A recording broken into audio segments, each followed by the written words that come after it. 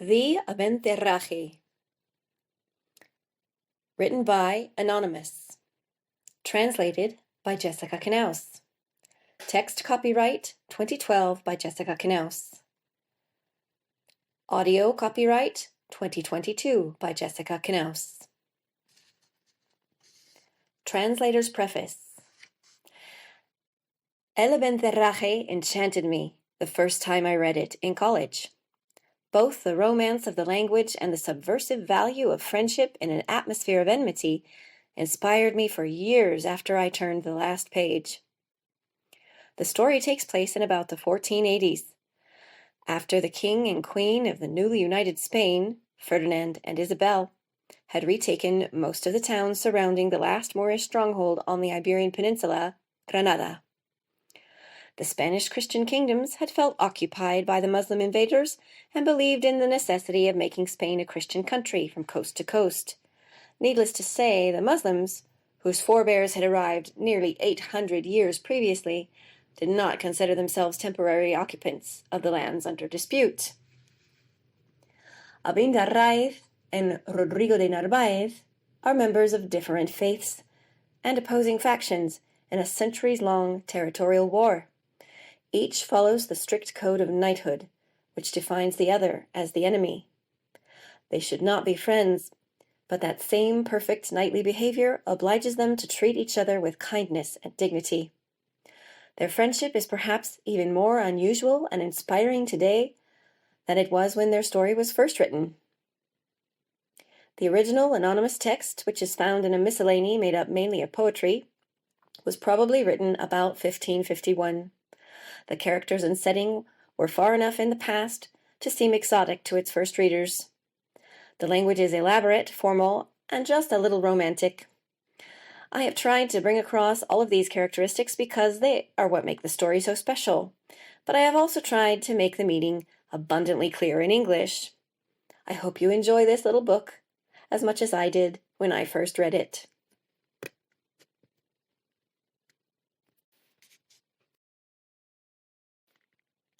The Abencerraje, or The Story of Abindarráez and Beautiful Jarifa, translated by Jessica Knauss.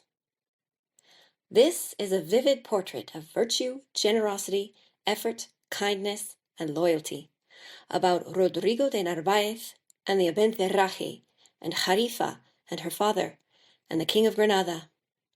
Although the two main characters made up the entire body and drew it themselves, others did not fail to contribute to the painting and leave some doodles on it. Just as the beautiful diamond set in gold or silver or lead always has its fair and certain value because of the purity of its carat weight, so does virtue show in any damaged subject that shines and tells of what has befallen it. The essence and purpose of it is like the grain that falls on good ground and grows, and on the poor land is lost.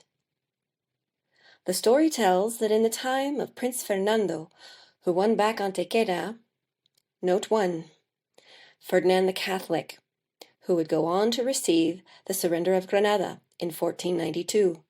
The Christian kingdoms of Spain had been winning back the land from the Moors since the year 722. End Note 1. There lived a gentleman called Rodrigo de Narváez, who was outstanding in virtue and deeds of arms. He accomplished feats of high merit fighting against the Moors.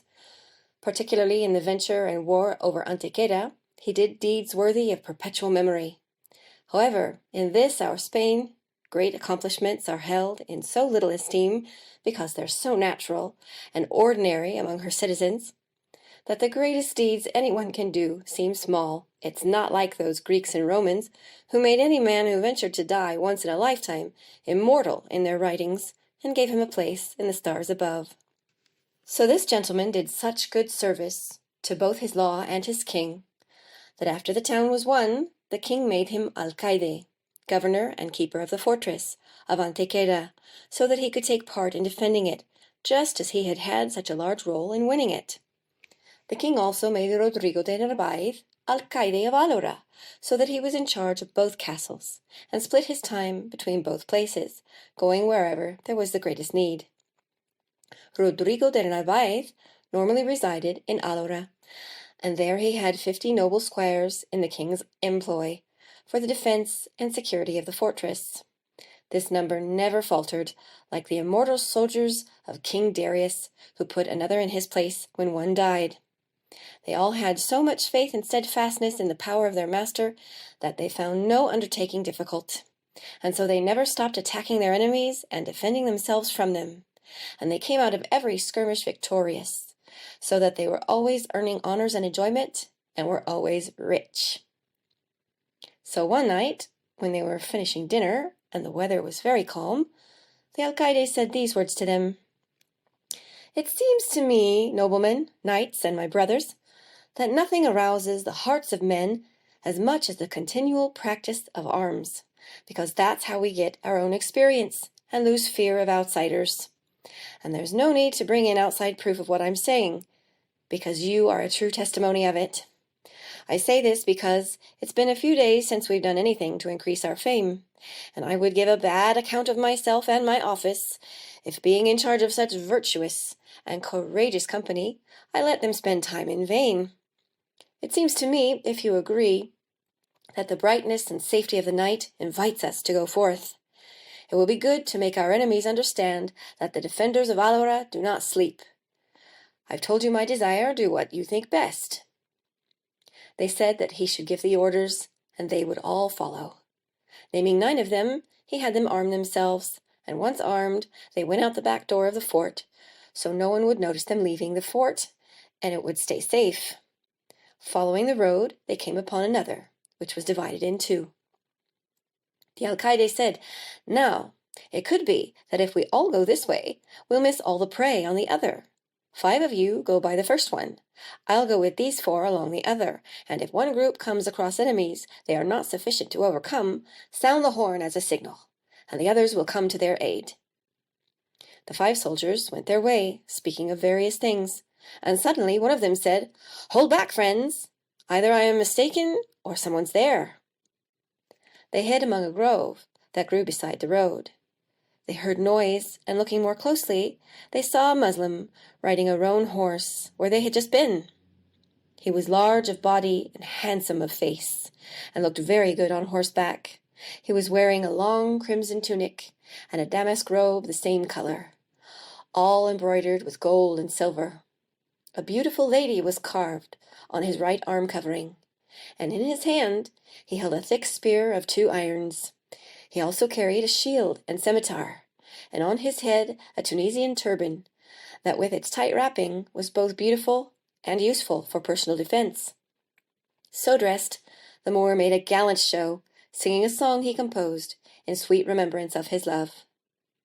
"Born in Granada, raised in Carthama, fell in love in Coin, on the border of Allora." Although the music lacked art, the Moor did not lack contentment, and since his heart was so in love, he brought a certain grace to everything he was singing. The squires were so transported by seeing him that they nearly allowed him to go by until they were right on top of him. The Moor, seeing himself ambushed, quieted down, and with a gentle spirit waited to see what they would do. Then 4 of them separated from the group of 5, and one attacked him. But since the Moor was more skilled in the occupation of fighting, he met the Christian with a lance thrust, and threw him and his horse onto the ground. Seeing this, 3 of the remaining 4 attacked him. The Moor seemed very strong to them, such that although each of the 3 of them was enough for 10 Moors, altogether they could not defeat this single one. The Moor realized that he was in grave danger because his spear broke, and the squires were keeping him very busy. But pretending that he was fleeing, he spurred on his horse, which encouraged the squire who was about to knock him down. Like a bird, he hung from his saddle and took his spear, and again faced his enemies, who still thought he was running away. He used such skillful dexterity that in a moment he had 2 of the 3 on the ground. The remaining one, seeing the need of his partners, blew the signal horn and went to help them. Here the skirmish truly came together, because the squires were insulted that it was taking them so long to defeat one knight, and the Moor was giving more than his life to defend himself from them. At this time, one of the squires gave him a lance thrust in the thigh, which would have brought the whole thing to an end if the blow had not gone in slantwise. The Moor, angry at being wounded, turned around and gave his attacker a thrust with the lance that brought him and his horse to the ground very badly injured. Rodrigo de Narváez, suspecting the danger his partners were in, crossed the road, and since he had a better horse, charged forward. Seeing the valor of the Moor, he was frightened, because 4 of the 5 squires were already on the ground, and the other almost to the same point. He said, "Moor, come for me, and if you beat me, I assure you of the rest." Note 2. The alcaide is promising that none of his other squires will attack the Moor, and so if the Moor comes out victorious against him, it will be as good as having defeated all of them, and he will be guaranteed a suitable reward. End note 2.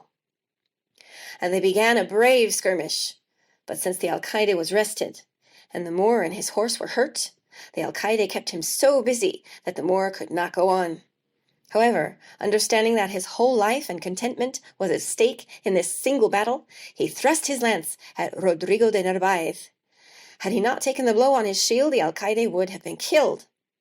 Receiving the blow, spurred him on, and he gave the Moor a wound in the right arm, and closing in on him, pinned his arms, extracted him from the saddle, and sent him to the ground.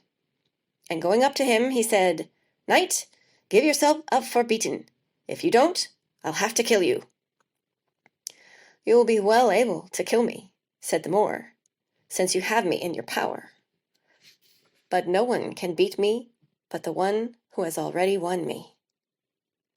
The alcaide did not notice the mysteriousness with which these words were said, and with his normal gallantry helped the Moor get up, because the wound that the squire had given him in the thigh and the other in the arm, although they were not serious, together with the great exhaustion and the fall from his horse, had broken him.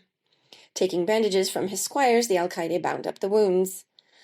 Having done this, he put the Moor on one of the squire's horses, because his was injured. Then they turned toward Alora.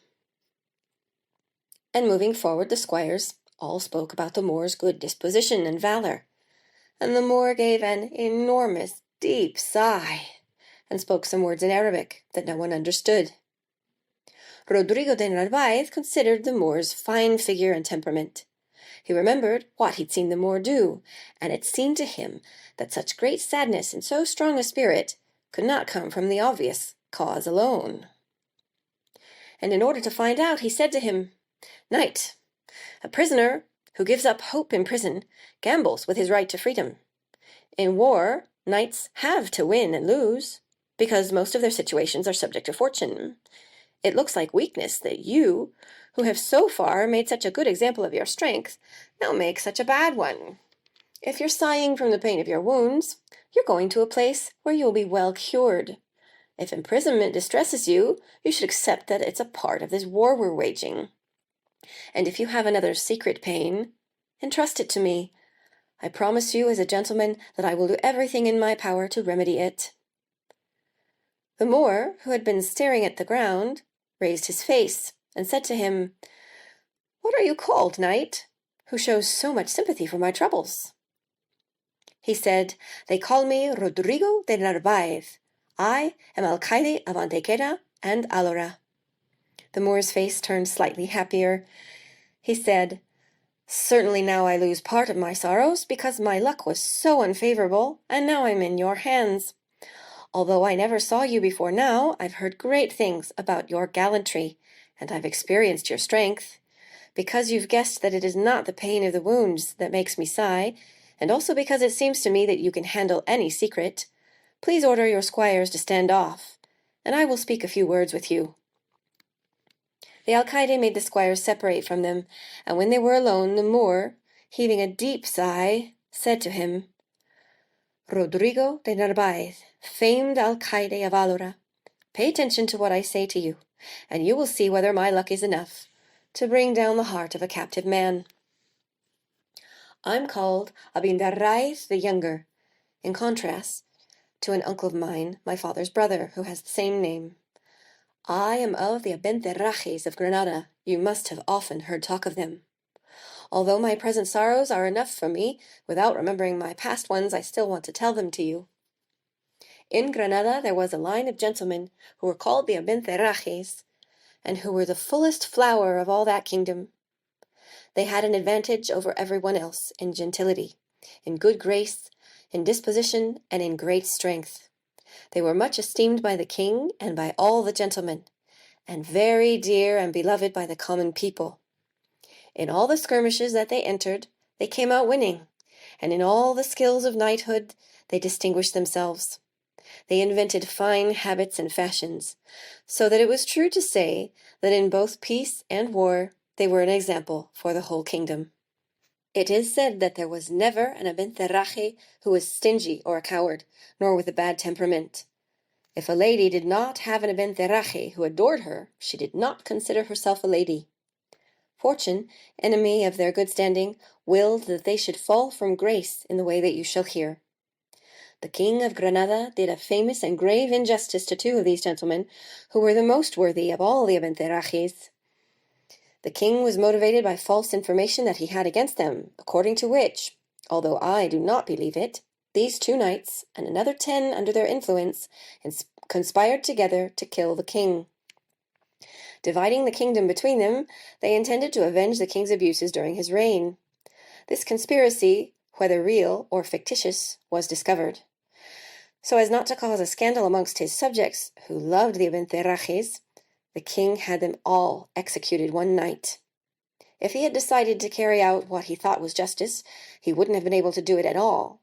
The Abencerrajes offered the king huge ransoms for their lives, but he would not even listen. When the people found themselves without hope of the Abencerrajes being alive, they began to mourn for them. The parents who engendered them, and the mothers who gave birth to them, wept for them. The ladies they loved, and the gentlemen who were their peers, wept for them, and all the common people lifted one great and continuous shriek, as if enemies were invading the city. If the Abencerrajes had been able to buy their lives with tears, they would not have died so miserably. You see here how so illustrious a lineage, such important gentlemen that made it up, came to such a terrible end. Consider how long fortune takes to raise a man up, and how readily it knocks him down. How long it takes for a tree to grow, and how readily it goes to the fire. How difficult it is to build a house, and how quickly it is burned. How many lessons might men learn from the example of these poor souls, who suffered so greatly, without guilt or due process, being so many men of such high quality, and being in the favor of the very king. Their houses were knocked down, their estates taken away from their families, and their name broadcast throughout the kingdom as traitors. The result of this unhappy case was that no Abencerraje could live in Granada, except my father and an uncle of mine, who were found innocent of this crime, provided that any children who were born to them were sent out of the city to be raised, and never return, and any daughters were married outside of the kingdom. Rodrigo de Narváez noticed the great passion with which the Moor recounted his misfortune. He said, "Knight, your story is certainly strange, and the injustice done to the Abencerrajes was great, because it is not to be believed that people like them would ever commit treason."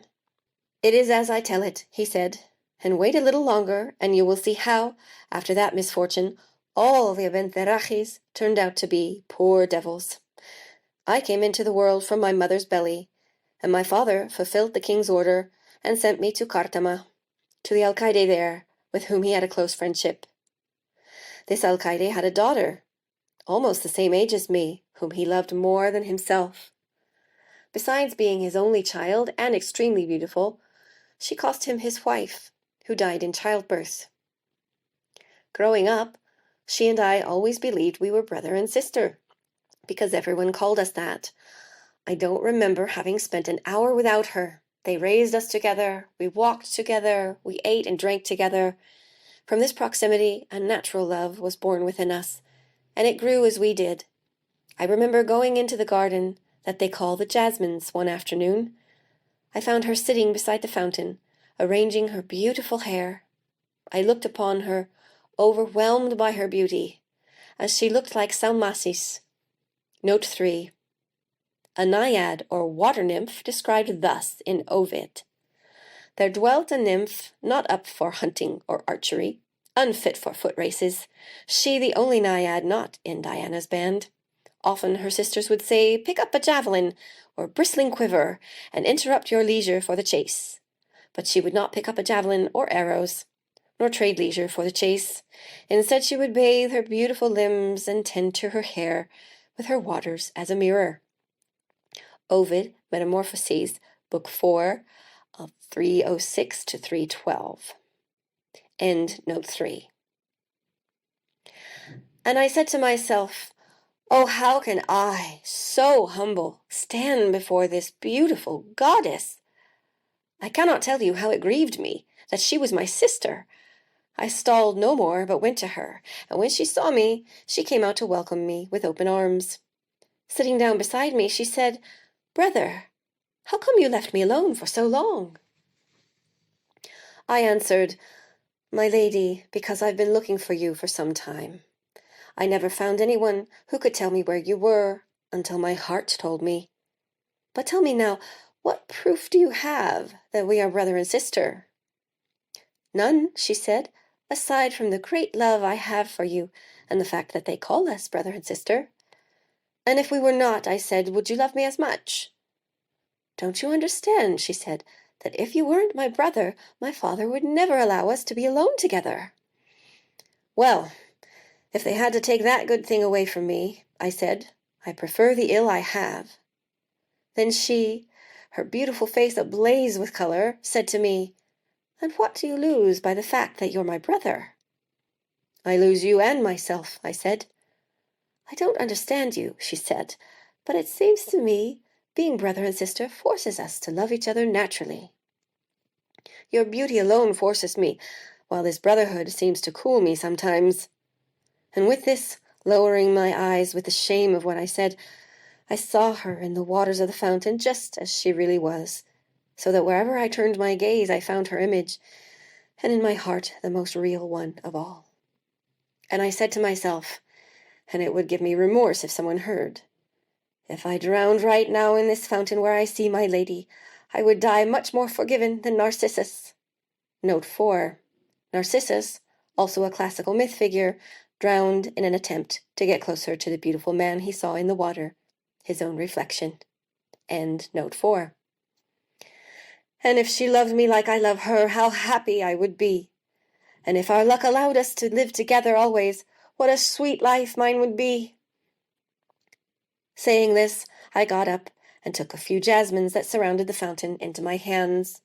I added myrtle to them and made a beautiful garland. Putting it on my head, I turned to her, both crowned and defeated. She looked at me, it seemed, more sweetly than usual, and taking the garland from me, she put it on her head.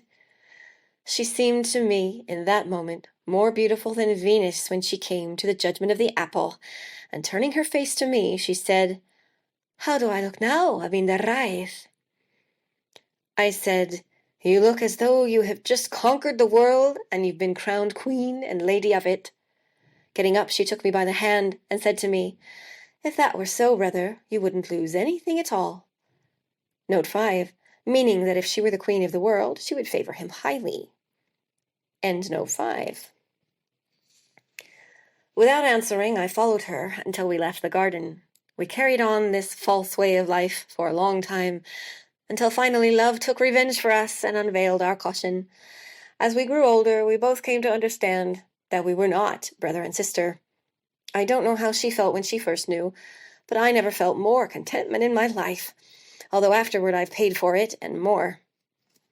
At the same moment, we were certain that clean and healthy love we felt began to do damage and turned into a rabid illness which will afflict us until death. Here there were no first stirrings to avoid, because at the beginning this love was a pleasure founded on goodness, and the evil did not come slowly, but in one fell swoop all at once. Note 6. The brotherly love they felt at first is good, while the romantic love they feel now is considered evil. Abindarráez seems to believe others fall into romantic love slowly and with warning, while he did not have advanced preparation. End note 6. Already all my contentment relied on her, and my soul molded according to hers. Everything I saw that didn't have to do with her seemed ugly to me, ignorable, and without profit in the world. All my thoughts were of her. At this time our pastimes were different. I was already looking at her with the dread of being discovered. Already I envied the sun that touched her skin. Her presence injured my life, and her absence weakened my heart. And even with all that, I don't think she owed me anything, because she repaid me in the same coin.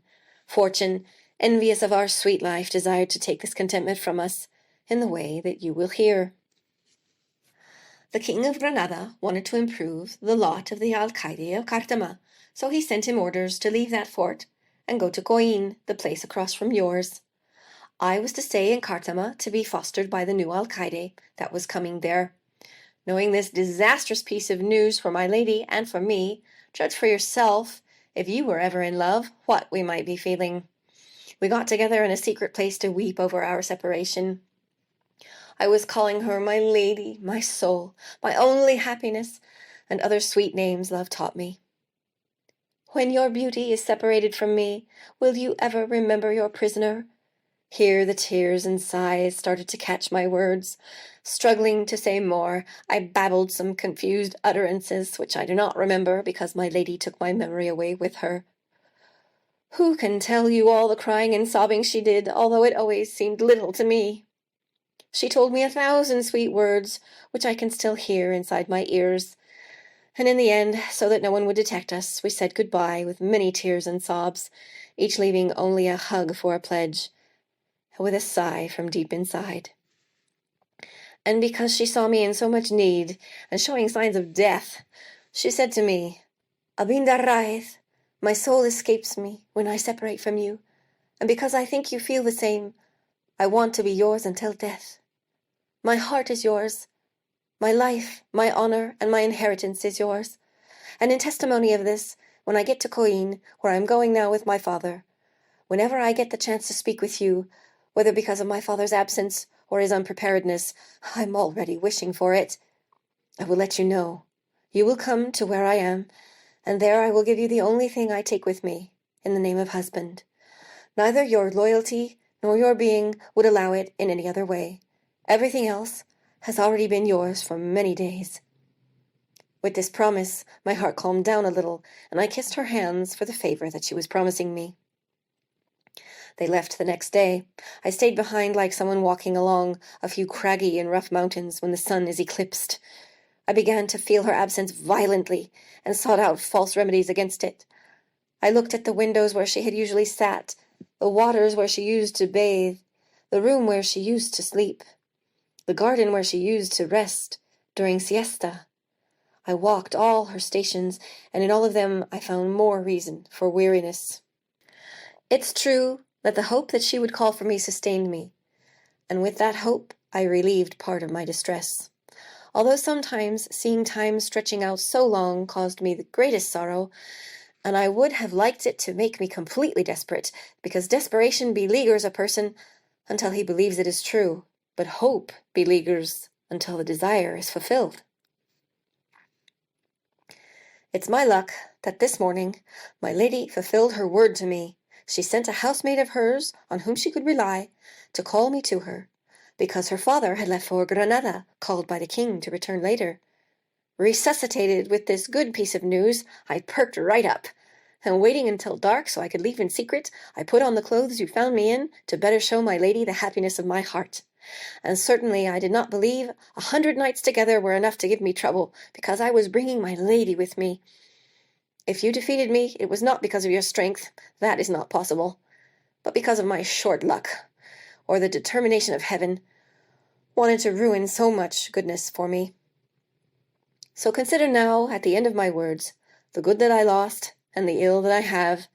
I was going from Cartama to Coin, a brief day's journey, although my desire made it much longer. The proudest Abencerraje that was ever seen.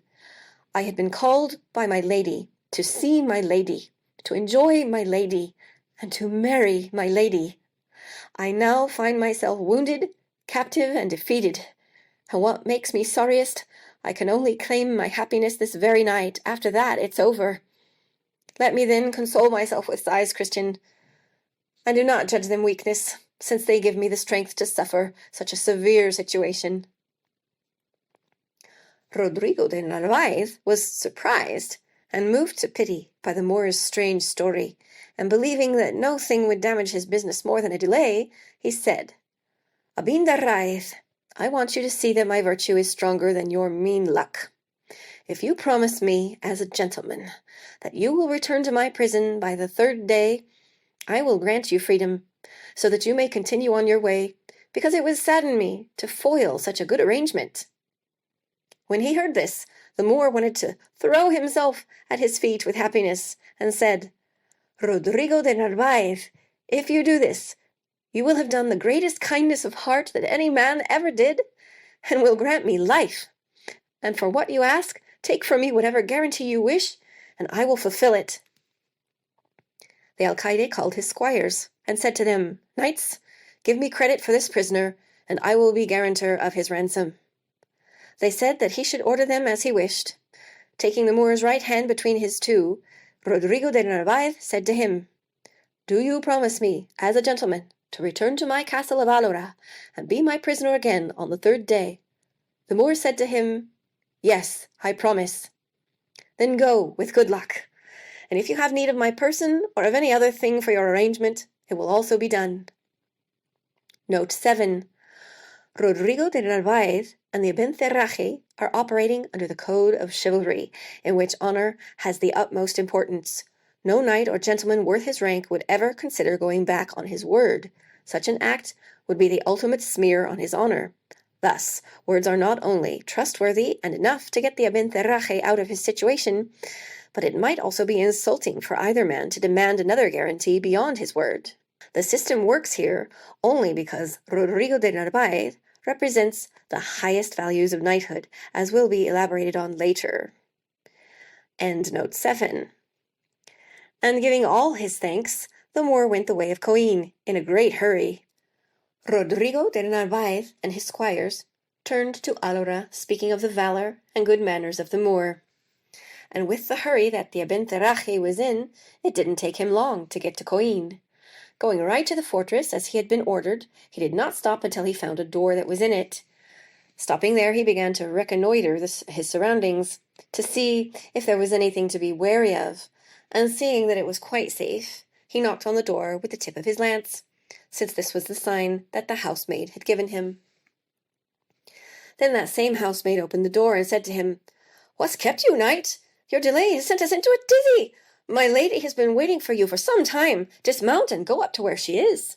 He dismounted and put his horse in a secret place which he found there, and left his lance with his shield and scimitar. The housemaid took him by the hand, and as quietly as he could, so the people of the castle wouldn't hear him, he went up the stairs until he was at the room of the beautiful Jarifa, which was what the lady was called. She had already sensed his arrival and went out to welcome him with open arms. They embraced each other without speaking a word, from the excessive happiness. And the lady said to him, "What kept you, my lord? Your delay has caused me great anguish and fear." "My lady," said he, "you know well that it won't have been because of my negligence, but things don't always happen the way men would like." She took him by the hand and put him in a secret chamber. She sat down on a bed that was there and said to him, "Abindarráez, I want you to see in what way a captive of love fulfills her words. From the day that I gave you the pledge of my heart, I have looked for some way to take it back from you. I ordered you to come to my castle to be my prisoner, just as I am yours, and to make you master of my person, and of the estate of my father, under the name of husband. Although this, as I understand, will be very much against my father's will, because he doesn't have as much knowledge of your bravery and experience of your virtue as I do. He wanted to give me a richer husband. But I hold your person and my contentment for the greatest wealth in the world." And saying this, she lowered her head, showing a certain shame from having said so much. The Moor took her in his arms and kissed her hands for the favor she was doing him. He said, "My lady, I have nothing to give you in payment for the goodness you've offered me that is not already yours, but this pledge alone, as a sign that I take you for my lady and wife." And calling the housemaid, they got married. And being married, note 8, Secret promises and subsequent consummation made a marriage valid by law. End note 8. They went to bed, where the new experience increased the fire in their hearts. During this conquest, very affectionate deeds and words passed between them, but that is more for contemplation than for writing. After this, a deep thought came to the Moor. He allowed it to carry him away, and gave a great sigh. The lady, not being able to suffer such a great affront to her beauty and desire, with the enormous strength of love, turned him toward her, and said to him, "What is this, Abindarráez? It seems you have grown sad with my happiness. I hear you sighing, writhing all over. If I am all your joy and contentment, as you were telling me, for whom do you sigh? And if I am not, why did you deceive me? If you have found some defect about my person, focus on my desire, which is enough to conceal many defects. And if you serve another lady, tell me who she is, so that I may serve her. And if you have another secret pain I am not offended by, tell it to me, and I will free you of the problem or die trying." The Abencerraje was ashamed of what he had done, but now it seemed to him that if he didn't explain she would be greatly suspicious. With a passionate sigh, he said, "My lady, if I did not love you more than myself, I wouldn't have sighed that way, because when it was only me alone, I suffered the sorrow I carried with me with fortitude, but now that it forces me to separate from you, I have no strength to suffer it. So you will understand that my sighs are caused more by abundance of loyalty than by lack of it, and so that you won't be in more suspense without knowing why, I want to tell you what's happening." And then he told her everything that had happened, and at the end he said, "So it is, my lady, that your captive is also the captive of the alcaide of Alora. I do not feel the sorrow of being in prison, which you taught my heart to suffer through, but I consider living without you the same as death." The lady, with a happy face, said to him, "Don't be afflicted, Abindarráez, because I take the remedy of your rescue as my responsibility, because it fulfills me more. I judge it this way: any gentleman who gives his word to return to prison can fulfill it by sending the ransom that can be asked of him. Request whatever amount you want, because I have the keys to my father's wealth, and I will put it in your power. Send the part of it that seems right to you. Rodrigo de Narváez is a good knight, and he gave you freedom once, and you entrusted him with this business, which now forces him to be greatly virtuous. I believe that he will be satisfied with this, since if he had you under his power, he'd have to do the same." The Abencerraje answered her, "It seems, my lady, that the great love you have for me doesn't let you give me good advice. I will certainly not fall into such a great error. If I was forced to fulfill my word when I was coming to meet with you, which was only for my benefit, now, when I belong to you, my duty has doubled. I will return to Alora and put myself in the hands of its alcaide. And after I do what I should, he may do as he pleases." "May God never want," said Jarifa, "that you should go to be a prisoner, and I should remain free, since I'm not free from your love. I want to accompany you on this journey. Neither the love I have for you, nor the fear that I have of offending my father, will allow me to do any other thing." The Moor, crying with happiness, embraced her and said, "My lady, you're always increasing the favors you do for me. Do what you wish, for I wish it too." And with this agreement, they prepared what was necessary, and left the next morning, with the lady covering her face so she wouldn't be recognized. Along the way, speaking about diverse things, they came upon an old man. The lady asked him where he was going. He said, "I'm going to Alora for business that I have with its alcaide, who is the most honest and virtuous gentleman that I ever saw." Jarifa was very pleased to hear this. It seemed to her that since others found so much virtue in this gentleman, they who so needed it would also find it. And turning to the traveler, she said to him, "Say, brother, do you know anything notable about this knight?" "I know many things," he said, "but if I tell you a certain one, it will let you understand all the others. This gentleman was first alcaide of Antequera, and there he dwelled a long time, in love with a very beautiful lady, in whose service he did 1,000 gentle deeds, which would be a long time telling. Although she knew the worthiness of this knight, she loved her husband so much that she didn't pay him any attention. It happened that one summer day, having just eaten, she and her husband went down to a garden that they had on the grounds, and he had a sparrowhawk in hand. When he let the hawk go after a few birds, they fled, and they hid in a bramble. And the crafty sparrowhawk, diving into the bramble, set to the task, and took out and killed many of them. The gentleman, gave the hawk his food, and turned to the lady and said, "What do you think, lady, of the astuteness with which the sparrow-hawk closed in on the birds and killed them? Because I'll have you know that when the alcaide of Alora skirmishes with the Moors, this is how he pursues them, and this is the way he kills them." Pretending not to know him, she asked who he was. "He is the bravest and most virtuous gentleman that I ever saw up to today." And he began to speak very highly of Rodrigo de Narváez, so much that the lady began to feel sorry for the way she treated the alcaide. She said, "Since men are in love with this gentleman, how is it that I am not, when he loves me? I will surely be forgiven for what I may do for him, since my husband has told me that it's right." The next day the husband left the city, presenting an opportunity. The lady, unable to stand it, sent for Rodrigo de Narváez with her housemaid.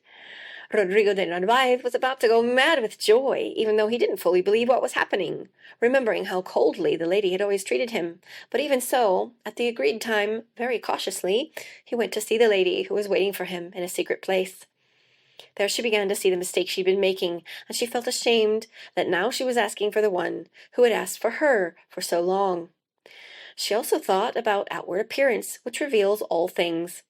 She was afraid of the unreliability of men, and of how affronted her husband would be, and all these disadvantages, as they usually do, made her love Rodrigo de Narváez even more. Passing over all of them, she welcomed him sweetly, and took him to her chamber, where very sweet words passed between them. At the end of them, she said to him, "Sir Rodrigo de Narváez, I am yours from here forward, and there is nothing in my power that is not yours. Do not be grateful to me for this, because all your passion and diligence, whether false or real, will do you little good with me. Instead, thank my husband, who said such things to me about you, that they have put me in the state I'm in now." After this she told him all that had happened with her husband, and in the end she said, "So it's true, knight, that you owe my husband more than he owes you." These words had so much power over Rodrigo de Narváez that they caused him to be confused and to repent of the evil he was doing to someone who said so many good things about him. On pulling away from her, he said, "Certainly, lady, I love you very much, and I will love you from here forward, but may God never allow me to do such cruel damage to a man who has spoken so affectionately about me. Instead, I must work for the honor of your husband, as if it were my own, since there's no better way I can repay him the good he has said about me." And without hesitating, he returned to where he had come from. The lady had to feel disappointed, but really, gentle people, it seems to me that Rodrigo de Narváez was greatly virtuous and strong, since he subjugated his own will. The Abencerraje and his lady were amazed by the story.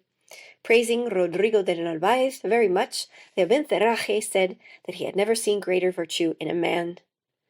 She answered, "By God, my lord, I would not want so virtuous a servant. He must have loved her very little, since he left so quickly, and the husband's honor was more important to him than the woman's beauty." And on this topic she said many other pleasant words. Then they came to the fortress, and knocked on the door. It was opened by the guards, who already had news of what had happened.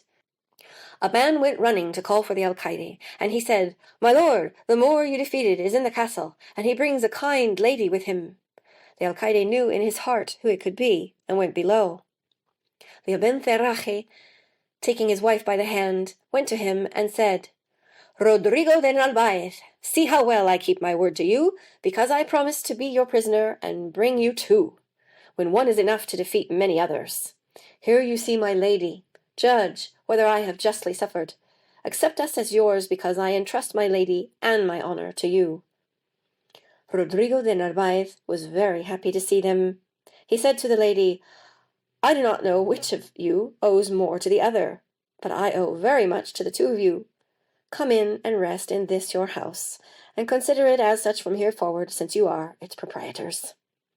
And with this they went to a room which was prepared for them, and in a little while they ate, because they were tired from their journey. And the alcaide asked the Abencerraje, "Sir, how are your wounds?" "My lord, it seems to me that the road inflamed them, and they caused me some pain." The beautiful Jarifa, very shaken, said, "What is this, my lord? Do you have wounds I don't know about?" "Lady, whoever escaped from yours will consider others nothing. It's true that I took away 2 small wounds from the skirmish of the other night, and traveling with no time to recover must have hurt me somewhat." "It would be good if you go to bed," said the alcaide. "A surgeon who is in the castle will come to you." Then the beautiful Jarifa began to undress him with great alarm, and when the doctor came and saw him, he saw that it was nothing, and an ointment that the doctor put on him took the pain away, and 3 days from then he was healthy. One day it happened that, having just eaten, the Abencerraje said these words: "Rodrigo de Narváez, since you are discreet with the way we arrived, you will understand the rest.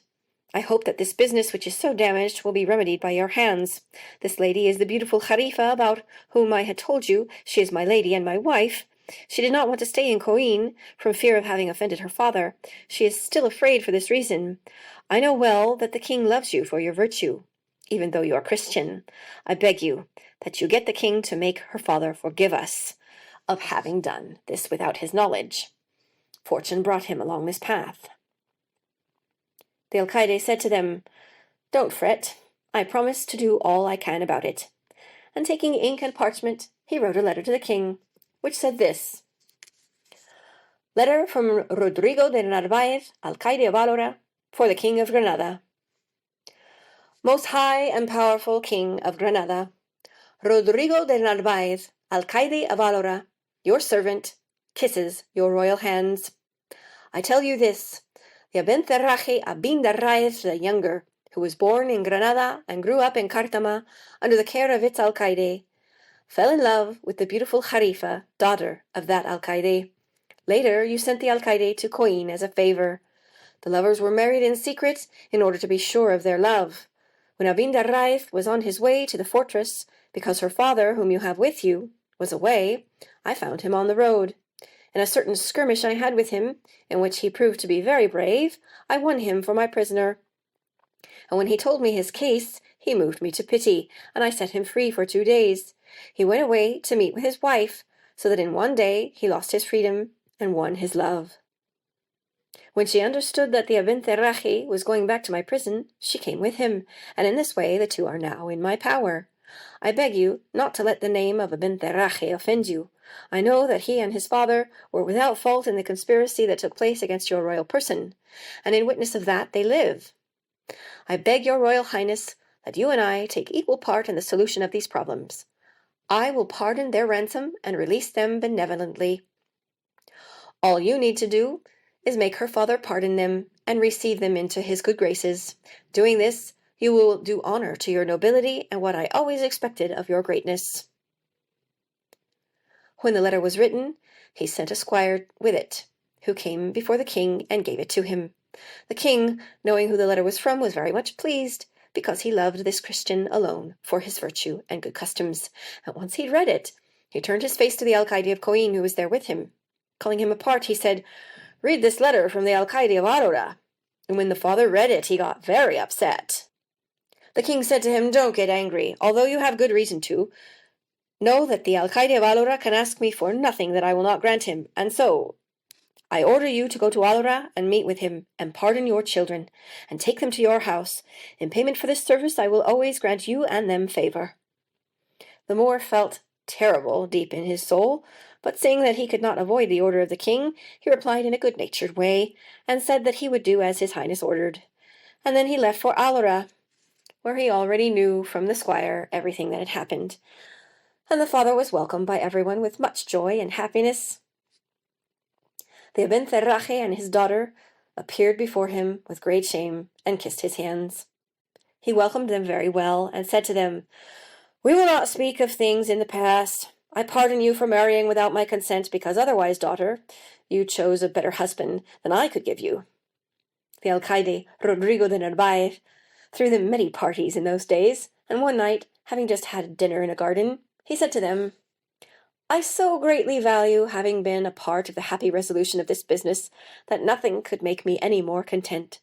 And so I say that the only ransom I want from you is the honor of having taken you as my prisoners. From today forward, Sir Abindarráez, you are free from me to do whatever you like with yourself." They kissed his hands for the favor, and good deed he was doing them. And the next day in the morning they departed from the fortress, and the alcaide accompanied them a part of the way. When they were in Coin, calmly and securely enjoying the good things they had so long desired, Her father said to them, "Children, now that you are masters of my estate with my consent, it is right that you should show Rodrigo de Narváez the gratitude you owe him for the good deed he did for you. He shouldn't have to lose his rightful ransom because he was so genteel with you. Indeed, it means he deserves much more. I want to give you 6,000 Moorish doubloons." Note 9. This is both a large amount and an excellent quality of money. Doblas taenes were coins highly valued for the purity of their gold. End note 9.